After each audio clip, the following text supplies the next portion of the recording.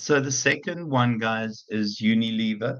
So we know that, it's a significant consumer manufacturer. You can see the numbers of employees. You can see the turnover in sales. You can also see some of the famous brand names that they're responsible for.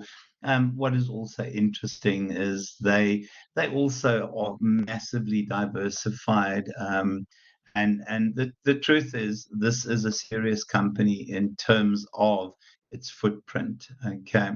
So I think what happens often is with MNCs or multinational enterprises, is when they arrive, there is an immediate firm that there's an immediate sentiment, my apologies, that they are going to destroy local business. And we see in South Africa, we talk about the idea of buying local, etc., etc.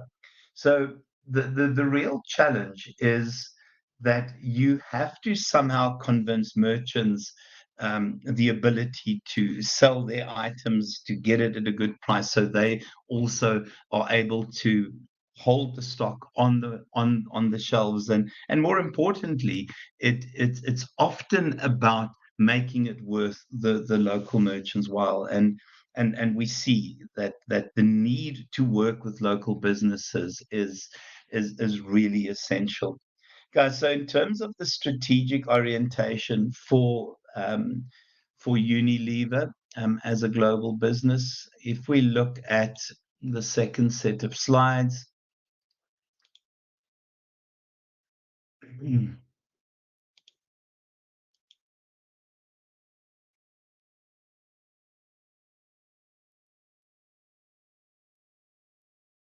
Right. So, yeah, they're different orientations. We've spoken about these. In terms of, yeah, ethnocentric orientation, this is often what happens when you have American firms investing in your organization. The basic standpoint is that we are perfection, that we essentially are here to rescue you, and they have no intention whatsoever to be concerned about local custom and local tradition. I spoke about some of the companies. Merck, for example, I think was one of them that didn't even care about local labor laws. So their focus is so much that America is great, the rest of you don't know what is going on. And it is a real concern, in particular when you are a group of local managers hoping to secure possessions and move into those possessions. But it's very difficult. So American firms often do that. Yeah, guys, in terms of polycentric orientation, the thinking here is that we are concerned about the local values and the local culture and the local belief systems. And what we do then is that we have the host country make the decisions in terms of culture, and essentially will take their lead in terms of why in terms of how things are done and why things are done in a particular way. Please hold on a second. Why and how things are done in a particular way, guys. So what happens here is the thinking behind it is that the local the locals will know more about their country. They will, in terms of the language they talk, in terms of the values they display, in terms of their knowledge of the lie of the land, will be able to give us a quicker reach, and also will be able to extend our footprint in that particular area. Strategic orientation. So regiocentric, guys, this is the one that essentially we try and take the best practices from the parent organization. So the company that started the initial export and then moved further from there into developing into an MNE. And they then take those kernels of local flavor and they plug it into how we operate. So you have these international best practice standards, But there's also a strong realization that we need to be able to be palatable. We need to be able to talk the language, do marketing in a specific way, provide the products in a specific way, interact with customers in a specific way. So that they blend the two together. And then geocentric orientation. And this is always the dream for, I suppose, the nation as well as the home nation where the export started from. So what we do here, and it's driven by software, it's driven by systems like SAP, and it's driven by AI, and it's about an integrated single system. So if a vacancy happens to occur in, let me not use a silly country, in Taiwan somewhere, that vacancy is immediately communicated globally, and anyone within that organization can apply and potentially get that job. So the thinking is that everything is done in terms of best standards, and these are global best standards, and different subsidiaries, different countries, different outlets are linked together via this really powerful network, which obviously is underpinned by software. The key thing is that you have a worldwide attitude, and with this worldwide attitude, you're able to draw the best from everywhere. And part of that is the idea of multiculturality, global learning, sharing information, growing the organization globally. Right. The second one, guys, is, let's just look at the question here. Wide range of consumer goods services, analyze the operations, supply chain management issues that are relevant to Unilever. Yeah, guys, so in terms of supply chain issues, I think the main ones are there. And in terms of the supply chain relationships, imagine that you have plugins from across the globe in terms of different items being manufactured in different places, but that ultimately those items must, in a collective way, end up at the right place at the right time. This is a serious, serious supply challenge in the sense that all of a sudden you have this realization that things arrive from across the globe, and somehow I need to coordinate those bits and pieces that arrive so that the right combination of those things manufactured globally will end up at the right outlet somewhere. The second one is about optimizing. And in terms of optimizing, it is about transport costs. It is about, if you used trucks, for example, to deliver, you don't want a truck to drive to Cape Town and drive back and then to Durban and back, etc. So what we see software allows us to do is that it allows us to essentially collect and deliver to different points at a maximum level of efficiency, guys. And then, yeah, the co-production of goods and services. If we think of components, for example, Volkswagen isn't a manufacturer anymore. They're an assembler.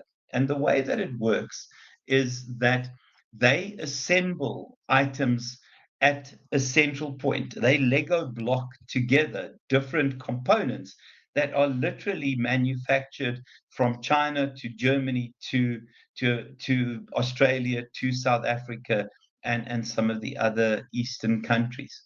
So when you think of how incredibly organized you need to be, because if we're building a car today, some components might come from South Africa, components for the same car might come from Australia, might come from Taiwan, might come from, I'm trying to remember, um, Vietnam, we know we manufacture there. It is an incredibly complex and interlinked process. Guys, and then also your customer points. Your customer touch points essentially are those places your customers interact with your organization's supply chain processes, with your organization's transformation processes. And we know now, with, for example, just silly things like deliveries, your courier will tell you exactly what is happening where at what point. An even more silly example, and I apologize for giving you this example, but it's like ordering from Mr. D. When you order from Mr. D, you know exactly where your food is in terms of prep, where your food is in terms of collection, where your food is in terms of being delivered, and what time it will be here. Now imagine doing that at a global scale with hundreds and hundreds of millions of people that potentially will have those connects, guys. And then just in terms of operations, it is a competitive advantage. And that's why, we assemble, and it's going to sound awful, iPhones and Nike and those kinds of world-class brands in places like China. When you manufacture in China, you almost completely take out the cost of production, because it is done so efficiently that you're able to maximize your profits. The problem, though, in terms of that, guys, and I think we need to remember that often part of that is significant exploitation, not caring about the natural environment, guys, and then having these different supply chains that are crisscrossing all over and splitting, etc. But that's why we have systems like SAP. I think you guys would have done this in second. Here, it's SAP. You guys can have a look at it. It's the same guys. It's just silly who sponsor Ernie Els, guys. And then it is about efficiency in the global supply chains, and it's about how quickly we can get items to the right place at the right time, so that we can transform them, so that we can sell them to customers. It is a significant operation, and it is a massive challenge, but underpinned by the most impressive software that you can imagine, guys. So the third bullet, um, and this is, my apologies for that, innovation and disruptive innovation. You guys will remember this from last year. So when we think of innovation, innovation and creativity go hand in hand, in the sense that creativity is the idea and innovation is the product or service that actually results from that idea. So it's about updating things that already exist. It is about rendering certain um, industries completely obsolete, if we think of what the cell phone or the smartphone did in that. And it's also about new ways of adding value to customers. So your smartphone is essentially limited by your own imagination, because you can customize your smartphone in so many ways through apps, etc., that it really is about our own limitations in terms of our own sort of levels of creativity, in terms of our own use of technology, etc. So innovation is about newness. It's about adding value in new and different ways.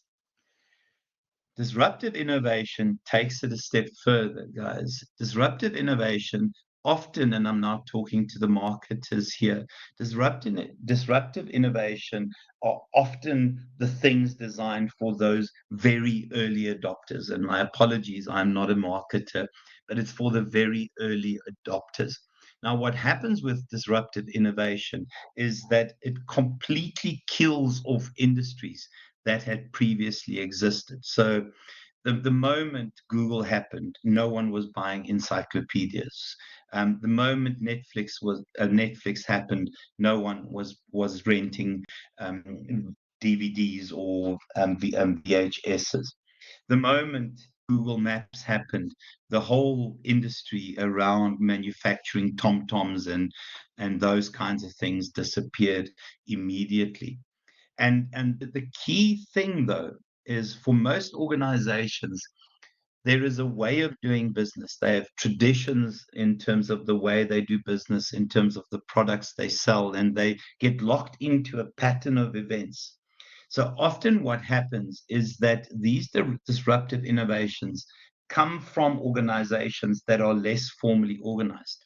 So we know, and I'm sorry to take you this far back, as way before you were born, but we know, for example, um, sorry, Apple started in a garage. We know that, I think, Facebook started in a garage. We know that, I have a sneaky feeling that Microsoft started in a garage, and it's because, your traditional companies, when Apple happened, like IBM, they just were too cumbersome and too big to actually be light on their feet. And IBM's belief was that every computer in the world would be linked to a mainframe, and then in a garage, two guys, Wozniak and Jobs, build their own standalone computer. So this is often for the early adopters, and I don't like the fringe consumers, but I suppose that's what an early adopter is. So what happens in terms of what is going on here, guys? So I think in terms of the kinds of innovations, what often happens is when you have a brand new innovation. So if you the Google of your time, when Google happened, there was not a single competitor in that particular industry. And the simple truth is they set the rules. Now, often what happens with these kind of organizations is that they are pathfinders. They have to make the rules as they go along. They don't have best practices.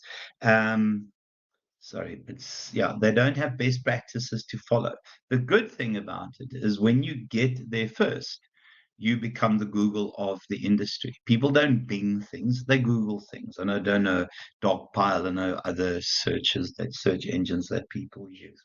Apple, in terms of its iPhone, got there first. I mean, the iPad, guys, I see my students using a Sony and calling it an iPad.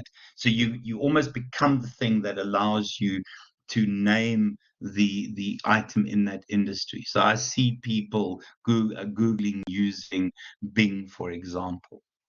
Guys, and then, yeah, did I not add? Sorry, that's a duplicate. My apologies there.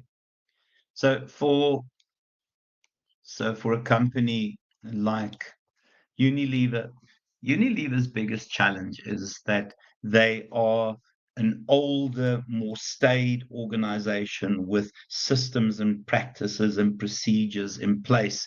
And they're not always ready for these disruptions because, they have done business in a certain way and are unlikely to change, and therefore are always at risk for companies that essentially operate from garages. And it really is Apple in a garage, Facebook in a garage. I think Microsoft might have been in a garage as well. I know there was another one, but I can't remember which it was. Okay, right.